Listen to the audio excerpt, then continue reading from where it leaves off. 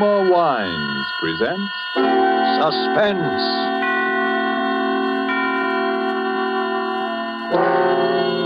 Roma Wines, made in California for enjoyment throughout the world. Salud. Your health, senor. Roma Wines toast the world. The wine for your table is Roma Wine, made in California for enjoyment throughout the world. This is the man in black, here for the Roma Wine Company of Fresno, California, to introduce this weekly half hour of Suspense. Tonight from Hollywood, Roma Wines bring you Joseph Kearns in a suspense play called Sneak Preview, which tells of a rather remarkable adventure experienced by that noted director of screen thrillers, Frank Henderson. And so, with Mr. Henderson's by far stranger than fiction story, as related and enacted by Joseph Kearns, we again hope to keep you in suspense. Go ahead, please, Mr. Henderson. This all began, you say, 2 weeks ago? Yes, that's right. I just finished the final cutting and dubbing on my newest picture, Escape to Destiny. Think you'll like it, by the way. Lou Ellis says... Yes, go on. Well, I took the film east with me, and the first day I got there, we ran it in the projection room for a few of the boys in the New York office. They seemed to like it pretty well, which, of course... Ruth, now that it's all over, and we're safe... Yes? Well, there's one thing that still worries me. What's that? It's... Ruth... Will you marry me? Darling, that's the one thing I've known the answer to from the very beginning.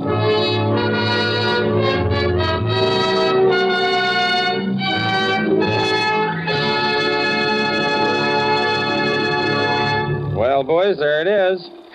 Frank, it is but terrific. It's the best picture you've ever made. Oh, it's great. Great. Hitchcock will absolutely quit. No kidding, you really think so? I do, Frank, honestly. I think it even tops Perilous Journey. Definitely. And it's solid box office, Frank. Solid. Well, it's all yours, boys. I can't think of anything more to do to it. We might lighten the music a little under that scene of the wine fellas. I'll get it. Hello? Who? What does he want? Okay, put him on. Hello? Yes, this is Frank Henderson. Who? I don't think I know any Captain McNeil. Oh, well, may I ask why the chief of the Security Bureau wants to... I hope there's nothing wrong. I see. All right, I'll be there. Who was it, Frank? Somebody at police headquarters. Police headquarters? What's he want? That's what I'd like to know.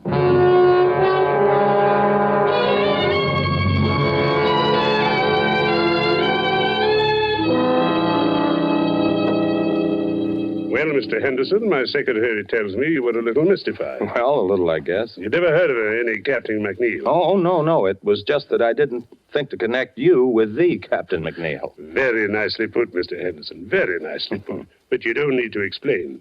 There aren't so many people as you'd think who'd ever heard of any Captain McNeil. An undercover agent isn't very much good if everybody knows him. No, is he? I guess not.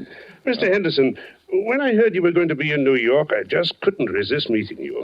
You see, Mr. Henderson, I'm probably your greatest living admirer. Well, thank you. I guess I've seen every picture of yours since the first one you directed, most of them 3 or 4 times. I'll have to remember you in my will. You know, you'd have made a first-class professional detective. I'm not so sure about that. There's a lot of difference between fact and fiction, I guess. Not so much. I've always followed the reasoning in your pictures with complete agreement. Well, I'm glad to hear that. Yes, but with one exception. Huh? What was that? I couldn't go along with you there. It was in your 5th picture, Murder in the Morning. You remember near the end of the picture where the killer has the detective and his pal at gunpoint in an empty room? I remember. The friend is allowed to leave. He's helpless anyway, unless... And here was the point. Unless the detective is able to get over certain vital information to the friend in the presence of the killer, but without his knowledge. You remember? Sure. And when the friend is leaving, the detective hands him his hat. Mm-hmm. And inside the hat band, he slipped a piece of paper with the information on it. Is that what you mean? Exactly. And that's where I disagree. Although I realize it probably wasn't your fault. probably the writer or the producer. Oh, no. As a matter of fact, that was my own idea. It's too simple, too unimaginative, if you'll forgive me the word. No intelligent criminal would allow a thing like that to happen right under his nose. But the way the thing was done, I thought... Even so, how is the friend to know that this paper is under his hatband? Oh, well, you see... It isn't something you'd likely to notice. You don't look under your hatband every time you put on your hat. I know, but it's far too fetched. It's not true to life. It's fiction. Excuse me a moment. Hello? Yes? Yes, I see. I'll be down in just a few minutes. Pardon the interruption. Oh, not at all, Captain. I really ought to be going. I've kept you too long now. Mr. Henderson, I wonder if you're interested in real crime. Real crime? Have you ever seen an actual murderer? Well, you do make me feel like an amateur now. No, to tell you the truth, I never have. Come on, then. It might give you an idea. It's down the hall. As a matter of fact, I've never seen this particular murderer myself. But you know he is a murderer? Sure. Not much like a character in one of your pictures, though. There's nothing romantic or exciting. Was he clever? Oh, yes, indeed. His career has been 20 years. There's never been enough evidence to convict him. There isn't even a photograph of him. Here we are. But if you don't know any more than that, what charge are you holding him on? Charge? You don't need any charge when you hold him here. There he is. Oh, dead. Dead, at last. How did he die? Shot in the back. We found him in Central Park. Well, there you are. Gregory Sarko. Murderer, spy, drug addict, and about everything else in the book. Know who killed him? Who knows? Who cares? There are plenty of people who'd have been happy to do it if they dared. I suppose he had identification on him. Sure. Bank book, wallet, a few inconsequential papers. Was that all? That's all. Oh, a little money, a handkerchief, a tin of aspirin. Aspirin? Sure. Criminals have headaches just like other people. It was aspirin, I suppose. We professionals may not be romantic, Mr. Henderson. We are thorough. Oh, cool. Yes, it was aspirin. I remember you saying he was a drug addict. So that was all he had on him, huh? That's right. Nothing very sensational or exciting. No clues. What about that bank book? Was it in his own name? Oh, he had a lot of names. Gregory Sarko was the one in the bank book. His own, by the way. Why? Because a perfectly crazy notion has just entered my head. For a new picture? It could be. Well, here am I in New York, little time on my hands, and, well, the guy intrigues me, that's all. A dead man intrigues you? His life intrigues me, sure. Finding out more about it intrigues me. And what's the difference? The guy's dead. What have I got to lose? Well, now, I don't say it's likely, Mr. Henderson, but it's possible, just barely possible, that you might lose your life.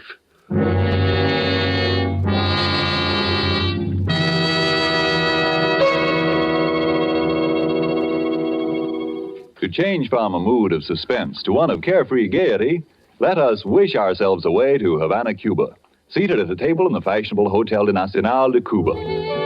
Near us, a group of Cubans are entertaining an American visitor. Our American has just remarked that in point of great enjoyment, the Cuban rumba is one of America's most delighting imported dances. And then, raising his wine glass, the Cuban host responds, "Then we have perhaps discharged some part of our debt to you Americans for this wonderful tasting wine that gives us such great enjoyment. It is wine that Cuba imports from your faraway California. It is Roma wine." Americans didn't have to wait for wine connoisseurs of other lands to discover the greatness of California's wine districts, the superb quality of Roma California wines. So many millions made this discovery for themselves that Roma wines have long been America's largest selling wines. But these millions discovered something more. In Roma wines, they discovered an easy, inexpensive way to increase the delights of daily living. Yes, millions have discovered that Roma wines is a beverage on the table, and when used in entertaining, add charm of a special and wholesome kind. I told you Roma wines cost little.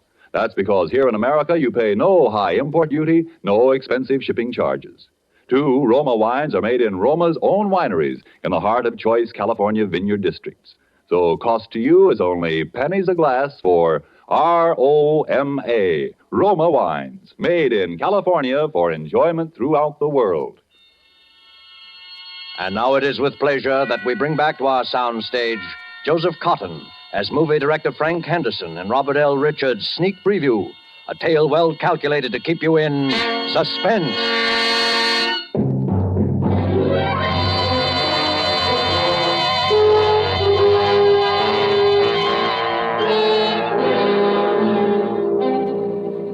I'm not an adventurous or even a particularly courageous man, and yet suddenly I found myself engaged in what might possibly, as the captain had said, be a fairly dangerous occupation. I pored for hours over Captain McNeil's file on Sarko, even persisting in the face of a sudden and somewhat mysterious reluctance on the part of the captain to have me do so. The next thing I did was to inquire at the bank, which had issued Sarko's bank book, and found out exactly nothing. I was pretty discouraged and about ready to quit when I went back to my hotel that evening.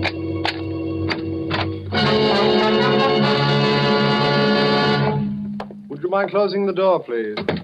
Thank you, Mr. Henderson. My name is Edwards. How do you say? What's the big idea? No, Mr. Henderson. Keep away from the telephone, please. Are you threatening me with that gun? I regret it, Mr. Henderson. I deeply regret it, but unfortunately I cannot deny it. Listen, this whole thing is ridiculous and melodramatic. Mr. Henderson, why are you so interested in Gregory Sarko?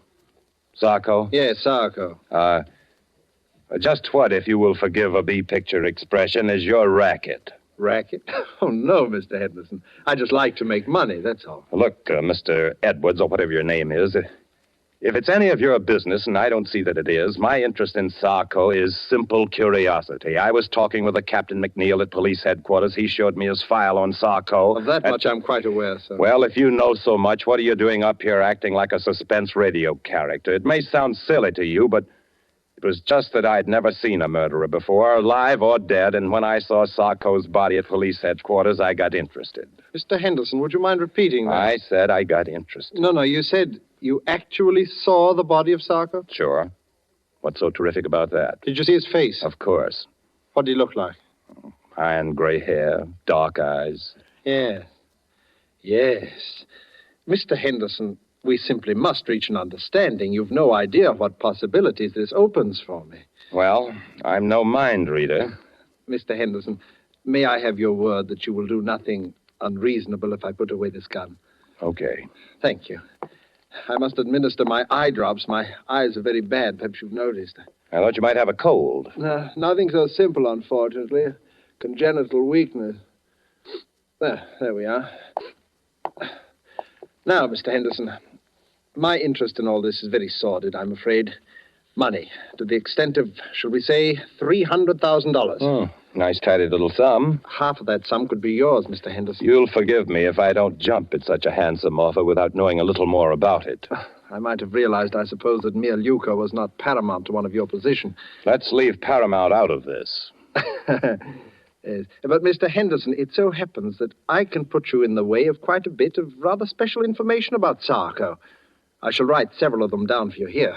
That's just fine. Write several of what down? Names, addresses, places where you can discover what you want to know. Okay, what's the catch? Mr. Henderson, you must trust me. What do you want? I want very little. But when you've seen these people, and when what they tell you suggests that there is still more to know, come to see me. I've written that address down, too. Good night, and good hunting.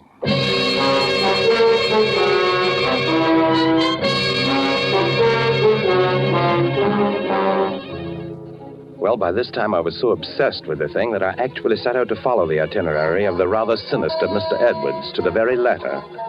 There was the man serving a life term at Sing Sing. His name was Coletti.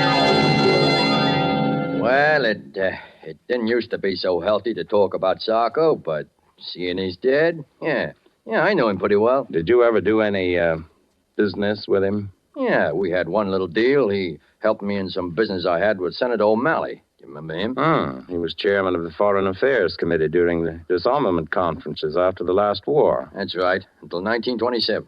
Was that the year you and Sarko had your business with him? Oh, that's right. That was the year he was assassinated, wasn't it? Yeah. It was quite a coincidence, Mr. Henderson. Quite a coincidence.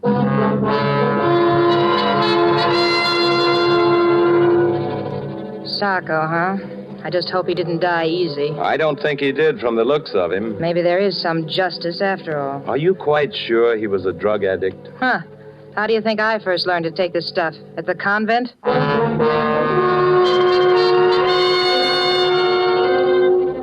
Yeah, there is one guy who might talk. I never seen him, but they called him Eddie the Greek. He used to hang around Doyle's gambling place.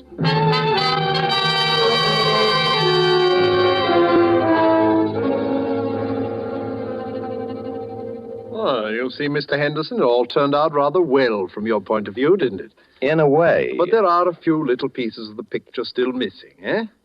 You see, that's why I dared hope that you'd come back to see me. That's fine. What about Eddie the Greek?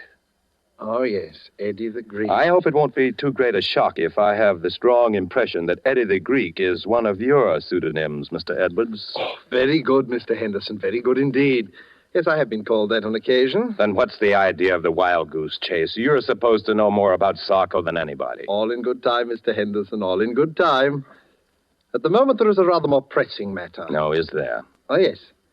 There is the little matter of the $300,000. Look, I'm in a business where they pay pretty good dough, but nobody can earn $300,000 just overnight and be on the level. Oh, but, my dear Mr. Henderson, there is no question of earning. Okay. You tell me. Well, it's really quite simple, Mr. Henderson. With the information you possess, together with the information I possess, there is a very liberal and sensible gentleman of my acquaintance who will give us $300,000. Blackmail, huh? Oh, but what possible objection can you have to the transfer of $300,000 from the pocket of one scoundrel to the pocket of another? None, I guess, except that I just don't want to have any part of it. Oh? Not even if it meant your coming into the possession of the final, and I might say the most sensational part of your missing information about Sarko? How do I know you can supply it? Oh, I have something here at my desk which I think you might consider sufficient proof. Oh, yes, here it is. A photograph. But before you look at the face, read the writing across the bottom, please. To my good friend Gregory Sarko from Count Orlando Montecero. He's a quite famous Spanish gentleman, except that lately he's been engaged in some really very subversive activity in South America. Another face, please. But it's Sarko. Rather, shall we say, it is the man whose body you saw at police headquarters. But are you positive? Of course I am. Would you be so good as to write a few words to that effect across the face of the picture? Why? Because I must be sure. And even on our brief acquaintance, Mr. Henderson, I know that you would not write anything above your signature that was not absolutely true. Sure, if it'll make you feel any better, it is true. Here. So, now you see it, Mr. Henderson. You saw this body, you alone. Except for one or two police officers with whom I confess it is a little difficult for me to deal. And the body is not that of Sarko. And the real Sarko? Is alive and quite well, I'm happy to say, and here in New York. How could I meet him? Oh, you will meet him, Mr. Henderson, when he pays us the $300,000. By this time, I had to go through with it. I could see the whole thing on film. What a thriller. I left everything in the hands of Mr. Edwards. A meeting was arranged, a hotel room, the hour 8:30. And there we waited for the man I'd traced all over the underworld of New York. The murderer, spy, dope peddler, Gregory Sarko. Not nervous, are you, Mr. Henderson? Aren't you? A little. Yes, I must confess. Our visitor this evening is not what you might call an easygoing man. But we will not be murdered. No, we will not even be followed, at least not successfully. Where do you go from here? To my little apartment where you met me. It's the safest place in all New York. You don't mind if I catch up on my notes while we wait? Your notes? My private file on Sarko. Oh, of course.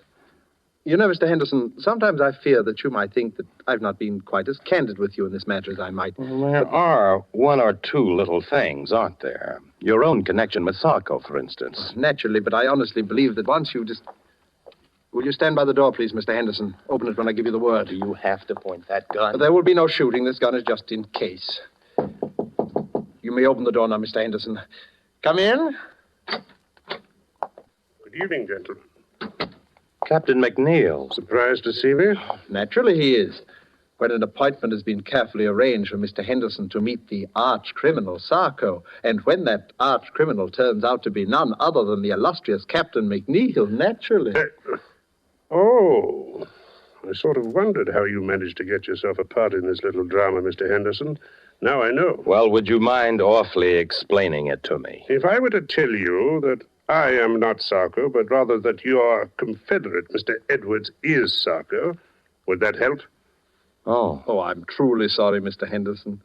It seems my fate to be forced from one deception to another. Then you are Sarko. In a word, yes.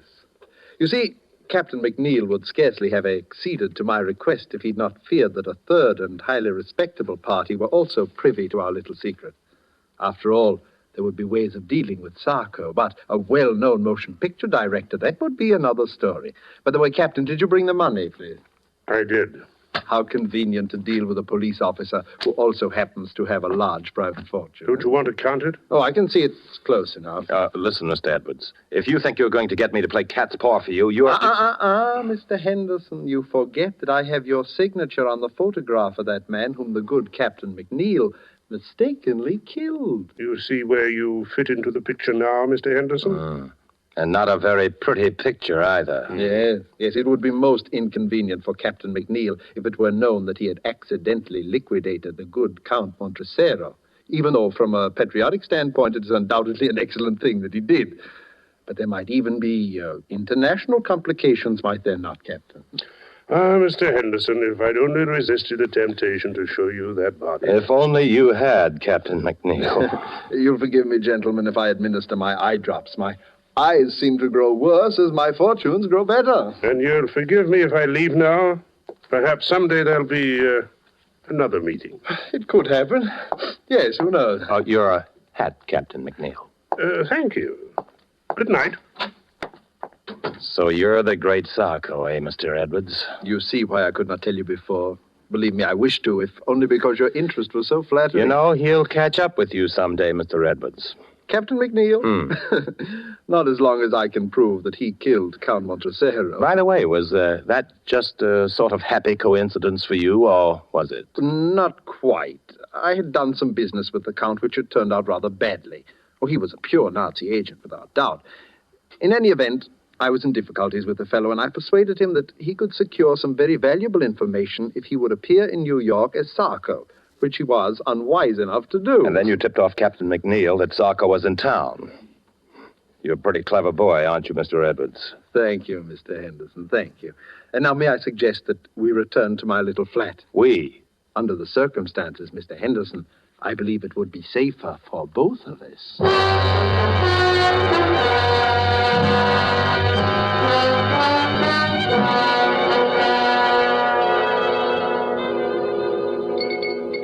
Do you like your drink, Mr. Henderson? That's very good. Thanks.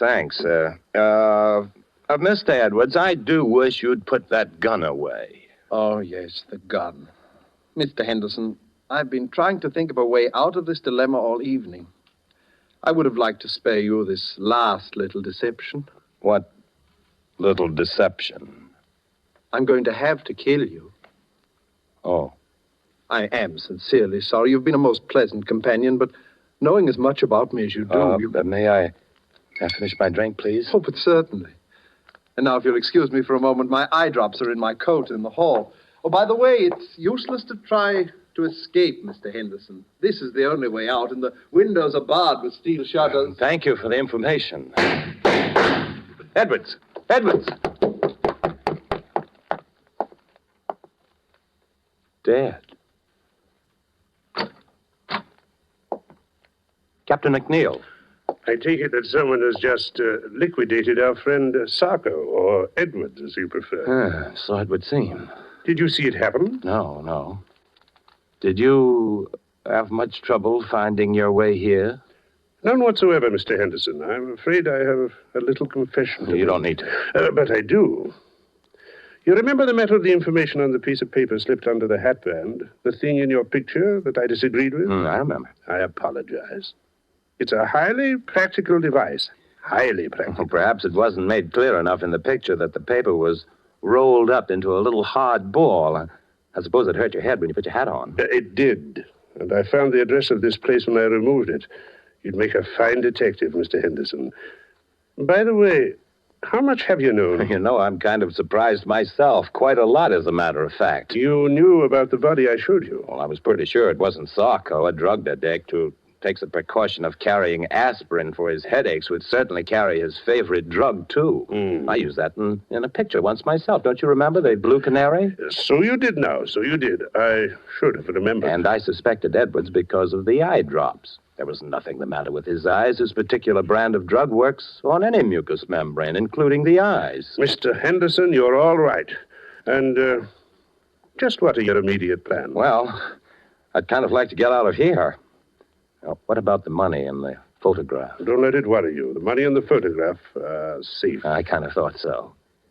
And I suppose we can safely leave to the regular police force the question of who killed Sarko. I think we can. If I knew who, I'd sort of like to thank him. He did save my life, you know. And if he knew you, I'm sure he'd want to thank you as well, because, in a way, you also saved his life.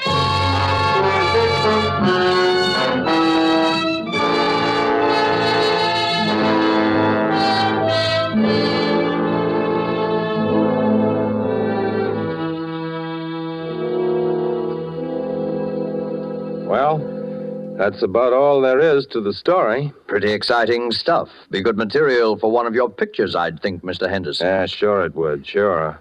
For that dumb studio of mine, I called a big meeting just before I left New York, and I told this story, changing a few names and places, of course. And what happened? I don't know, Frank. It's a good story, but I don't know. What's the matter? I think it would make a swell picture. Public would never go for it, Frank. It's too crazy. It's unbelievable. No, I wouldn't buy it. You're entirely right, LG. Don't make sense, Frank. A thing like that couldn't happen. Couldn't happen. Look, I'm telling you that Too arty, entirely too arty. Wouldn't gross a dime. And by the way, Frank, I wanted to talk to you about the new release. Where have you been? Me? Yeah, the last time we saw you, you beat it out of the projection room to see some cop, and nobody's heard a word from you for 2 weeks. Where you been? Me?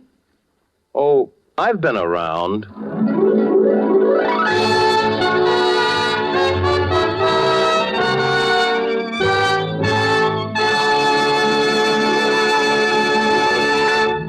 And so closes Sneak Preview, starring Joseph Cotton, tonight's tale of Suspense. Joseph Cotton, star of the Lockheed America's Ceiling Unlimited, appeared by courtesy of David O. Selznick, and will soon be seen in the all-star Selznick production, Since You Went Away. Did you know that these Roma Wine suspense dramas are setting a record for the millions of delighted listeners they are attracting? We want you to feel that by tuning in the suspense program every week, you can count on real radio enjoyment.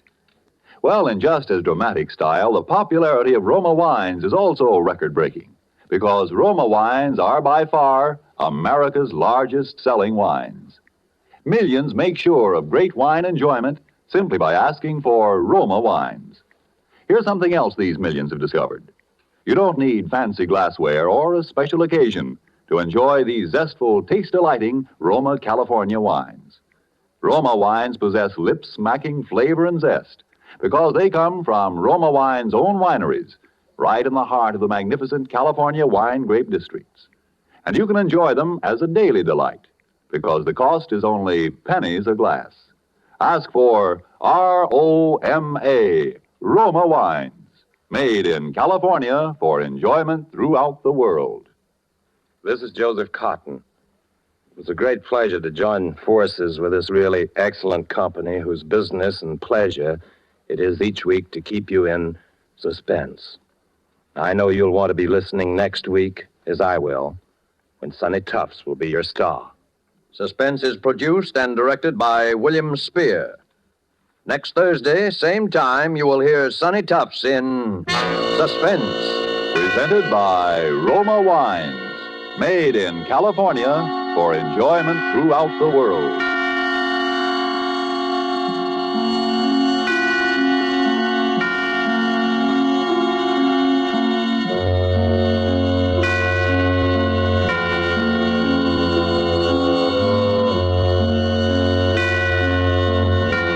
This is CBS, the Columbia Broadcasting System.